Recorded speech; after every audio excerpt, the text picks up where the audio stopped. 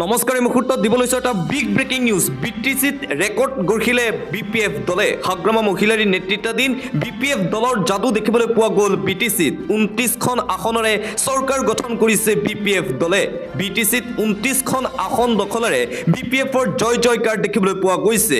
5খন আসনতেই সন্তুষ্ট থাকিবলগীয়া হ'ল প্ৰমোদ বড়োৰ ইউপিপিএল দল। ভাৰতীয় জনতা পাৰ্টীয়ে লাভ কৰিলে কেৱল মাত্ৰ 4খন আসন।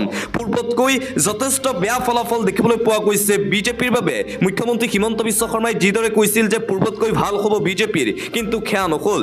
বিজেপিক কিংমেকাৰ হোৱাৰো সুযোগ নিদিলে হাগ্ৰামা মহিলাৰীৰ বিপিএফ দলে। শোচনীয়ভাৱে বড়োফুৰিত পৰাস্ত হ'ল ভাৰতীয় জনতা পাৰ্টি। সম্পূৰ্ণৰূপে ফেইল হৈছে হিমন্ত বিশ্ব শৰ্মা। বিপিএফে ওফৰাই দিলে ইউপিপিএলৰ গাদী। বিজেপি ইউপিপিএলক ওফৰাই দিলে বিপিএফ দলে। বৰ্তমানলৈকে বিপিএফে লাভ কৰিছে 29খন আসন। ৰেকৰ্ড গঢ়িলে বিপিএফে।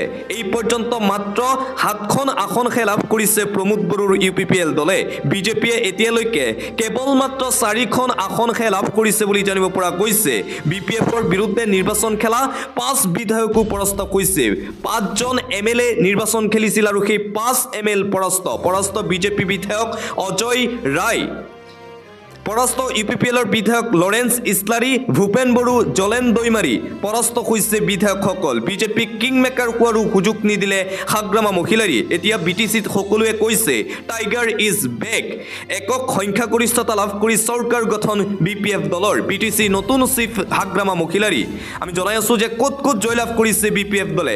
পৰ্বতজোৰা, শ্ৰীৰামপুৰ, জমদুৱাৰ, চৰাইবিল, কচুগাঁও, দতমা, বনৰগাঁও, দেৱৰগাঁও, বাউখুংগ্ৰি, চালাকাটি, চিৰাং, কাজলগাঁও, নিচিমা, ছবাইজাৰ, থুৰিবাৰী, মথনগুৰি, হালবাৰী, দিহিৰা, শুক্লাই, চেৰফাং, গুৰেশ্বৰ, খৈৰাবাৰী, ননৈ, চেৰফাং, খিৰিঙি, ধনশ্ৰী, ভৈৰৱকুণ্ড, পাঁচনৈ, চেৰফাং, ৰৌতাত জয়লাভ কৰিছে হাগ্ৰামা মহিলাৰীৰ বিপিএফ দলে। 29খন আসন লাভ কৰিছে হাগ্ৰামা মহিলাৰীয়ে।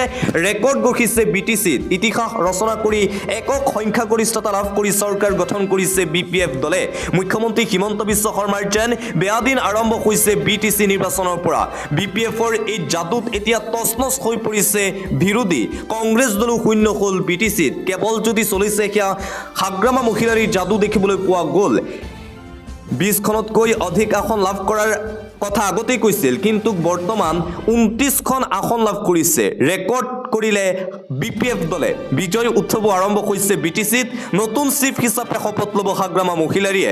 বিপিএফ দলৰ নেতা কৰ্মীসকলৰ মাজত এতিয়া আনন্দ উল্লাস দেখিবলৈ পোৱা গৈছে। ইতিহাস ৰচনা কৰি বিটিচিত বিপিএফৰ এই শক্তি প্ৰদৰ্শন। 2026 চনৰ বিধানসভা নিৰ্বাচনৰ বাবে এতিয়া সম্পূৰ্ণৰূপে সাজু হৈ পৰিছে হাগ্ৰামা মহিলাৰী। আৰু আনপিনে বিটিচিত বিপিএফৰ চৰকাৰ গঠন হোৱাৰ পিছতেই বিজেপি নেতাক পহু খেদা দিয়া হৈছে বুলি জানিব পৰা গৈছে। যোৱা নিশা উত্তপ্ত পৰিস্থিতিৰ সৃষ্টি হৈছিল বিটিচিত। নিশা বিটিচিত ৰাইজৰ ৰোষত পৰিল ভাৰতীয় জনতা পাৰ্টীৰ নেতা।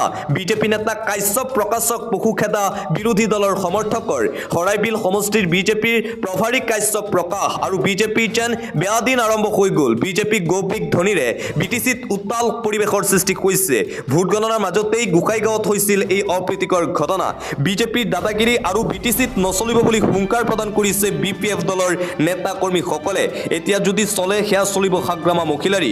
ঘটনাস্থলীত আৰক্ষী উপস্থিত হৈ পৰিস্থিতি নিয়ন্ত্ৰণ কৰিছে। কিন্তু এটা কথা স্পষ্ট বিটিচিবাসীৰ যে বিটিচিত এতিয়া আৰু ভাৰতীয় জনতা পাৰ্টীৰ কোনো দাদাগিৰি নচলিব। বিটিচিবাসীয়ে কৈছে টাইগাৰ ইজ বেক। হাগ্ৰামা মহিলাৰীৰ প্ৰতি এতিয়া বিশ্বাস দেখুৱাইছে বিটিচিবাসীয়ে। হাগ্ৰামা মহিলাৰীয়ে যিসমূহ প্ৰতিশ্ৰুতি দিছিল সেই প্ৰতিশ্ৰুতিসমূহৰ প্ৰতি সঁহাৰি জনাইছে ৰাইজে।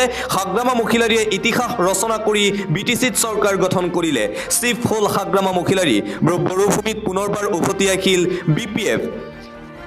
29খন আসন লাভ কৰি ইতিহাস ৰচনা বিপিএফ দলৰ। ভাৰতীয় জনতা পাৰ্টীৰ বেয়া ফলাফল দেখিবলৈ পোৱা গ'ল। নিৰ্বাচনী প্ৰচাৰ সভাত যেতিয়া মুখ্যমন্ত্ৰী হিমন্ত বিশ্ব শৰ্মাই কৈছিল যে পূৰ্বতকৈ ভাল ফলাফল হেনো হ'ব বিজেপিৰ বাবে, কিন্তু সেয়া দেখিবলৈ পোৱা নগ'ল।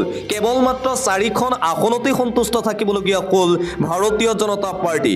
ষ্টাৰ কেম্পেইনাৰ হিমন্ত বিশ্ব শৰ্মাৰ নিৰ্বাচনী প্ৰচাৰ সভাও কামত নাহিল। বিটিচিত সম্পূৰ্ণৰূপে নাইকিয়া হৈ গ'ল ভাৰতীয় জনতা পাৰ্টি আৰু প্ৰমোদ বড়োৰ ইউপিপিএল।